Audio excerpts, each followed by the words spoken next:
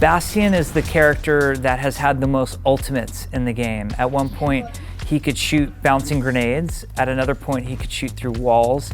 At another point, he had a deployable mine that would deploy out from him, burrow in the ground, could not be targeted by enemies, and could be triggered at any time by Bastion to destroy and kill the enemy team. It was one of the most horrible ults ever in the game, and people hated it. Hanzo also has a great story behind him with his ultimate, the Spirit Dragon.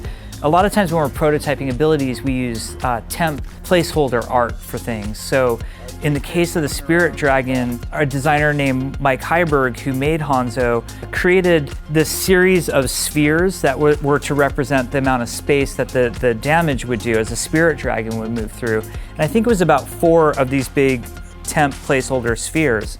Well, it ended up that the spheres looked like a caterpillar. So whenever Hanzo would do his ult, everybody on the team would just scream out, "Oh no, caterpillar!" And it became known as the caterpillar. At one point, Junkrat, the core design was actually inspired more by that Hurt Locker suit, you know, that bomb detonation suit. And then it was Arnold Sang, he's our assistant art director, who really rethought the character. Instead of, you know, hey, here's this character who just protects himself in this big padded suit all the time. Isn't it kind of funnier if his hair is singed and, you know, his appendages blown off, and it speaks more to who the character is. May used to be known as Frostbite. That was her internal name.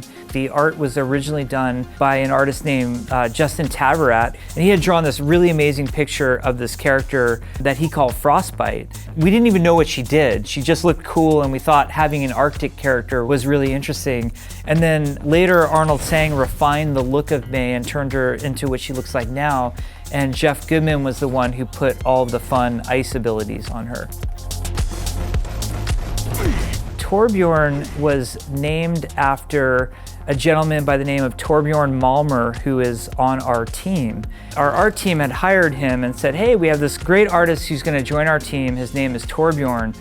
And I remember I was in a room with Chris Metzen, and we looked at each other and we're like, that is the coolest name ever. Later, somebody told me that Torbjörn translates to Thor Bear, which made the name even cooler.